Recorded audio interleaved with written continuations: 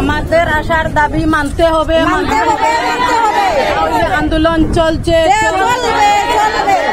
পারিবারিক সাহিত্য 18,000 টাকা বেতন দিতে হবে, না হইলে আন্দোলন চলছে। এখানে আপনারা যে দেখতে পাইতরা অনেক মা বই নকল দাঁড়াই আছে, বিশেষ করে তান্তানো পরিচয় হইল আশা কর্মী, ওরকম নাই। তো করিমগঞ্জ জেলার বিভিন্ন জায়গা থেকে তাইতেন আজকে এখানে উপস্থিত হয়েছেন, আর আমরাও এখানেও ডাকাইছেন। তান্তানোর কিছু দাবি আমরার কাছে, আমরার মাধ্যমে সরকারের কাছে পৌঁছাইবার লাগিয়া। তো আজকে এখানেও আপনারা দেখতে পাইতরা যেগুলো উপস্থিত হয়েছেন, আমরা জানি সাধারণত সবসময় তান্তানটা আমরা প্রয়োজন। আমরার অনেক কাজগুলা আমরা যে কষ্ট করে করতাম আসিল, এগুলা তাই সহজে আমরা করিয়া দিই, কিন্তু তার বিনিময়ে ততটা ফাইন না। যার কারণে তান্তান আজকে মনের মাঝে অনেক কষ্ট নিয়ে তাইতেন আজকে এখানে উপস্থিত হয়েছেন।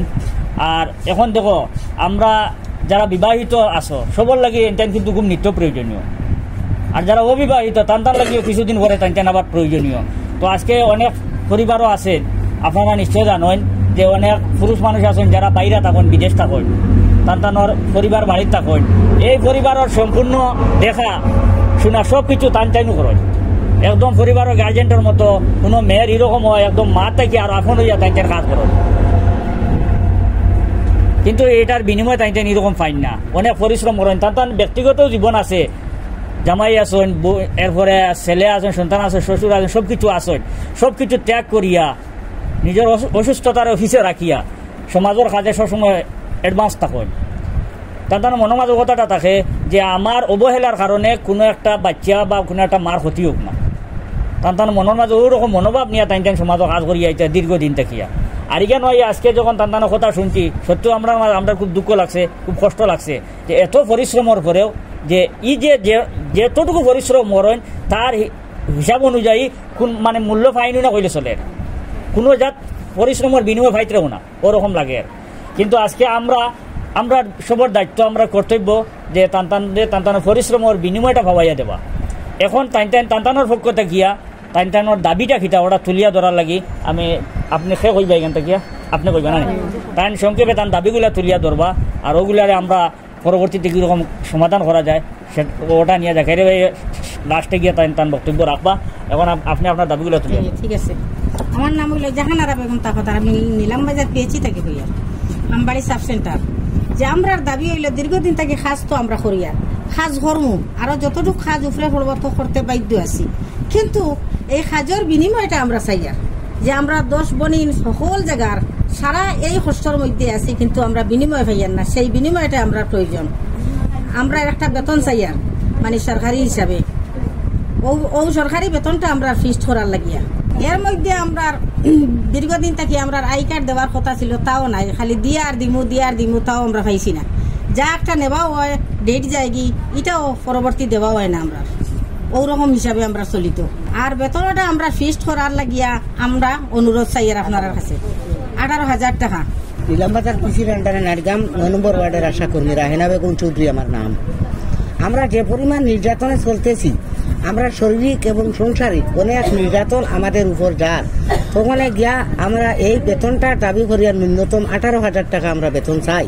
এই বেতন না হলে আমরা পরিবার সংসার বাঁচানো বিছন দেয়। তারপরে আমরা আশা কর্মী শৈল নানান অসুখ বিসুখ আছে, তাও আমরা কেউ দেখে না। মেন কথা হয়েছে কি তান্তানকে আমরা আলোচনা করছি, ওটাও পাইছি কাজ যদি তান্তান আরো বাড়াইয়া দেওয়া হয় তবুও তাইতেন কাজ করতে রাজি আছেন, যেহেতু তাইতেন এটা চাইতে না যে তাইতেন কাজ থেকে বিরতি লইতা, কিন্তু কাজের বিনিময় পাইতা।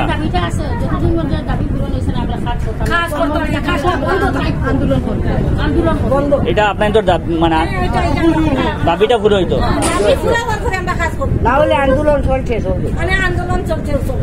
এক মাসের ভিতরে দুদিন আমরা মনে করো বেতন ন্যায্য যে করই না, ফিক্সড করই না, আমরা অতদিন পর্যন্ত আন্দোলন চলবে।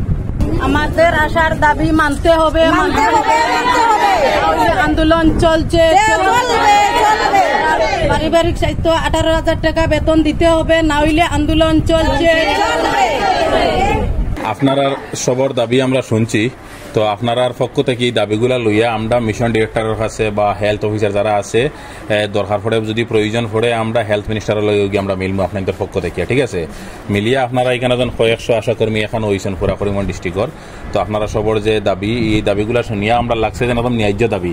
আপনারা নিজের ঘর নিজের ছেলে মেয়ে স্বামী অসুস্থ থইয়া এরা সেবা না করিয়া পাবলিকের সেবা করার গিয়া আপনারা যেভাবে কইছেন সবে ঘর অসুস্থ মানুষ থইয়াও গিয়া আপনারা প্রতিবেশী গ্রামের মানুষ অসুস্থ থাকলে বা মহিলা প্রেগনেন্ট মহিলা থাকলে এরা আপনারা গিয়া সার্ভিস দিছেন, যেহেতু আপনারা দিছেন সার্ভিস, তো কিন্তু এর বিনিময়ে আপনারা কোনো কিছু পাইছেন না, মানে আপনারা যেটা পাইতে এটা পাইছেন না।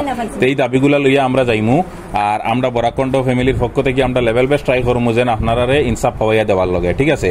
তো আপনারা সহযোগিতা করবো আমরারে আর বহুত জলদি আপনারা দাবিগুলা লইয়া আমরা মিশন ডিরেক্টর হেলথ অফিসার আর হেলথ মিনিস্টারের কাছে আমরা মিলমু। প্রয়োজন পড়ে আমরা সিএমর লগেও দরকার পড়ে মিলা লাগে আমরা মিলমু, মিলিয়ে আপনারা এটা ফুলফিল করার লগে আমরা চেষ্টা করবো।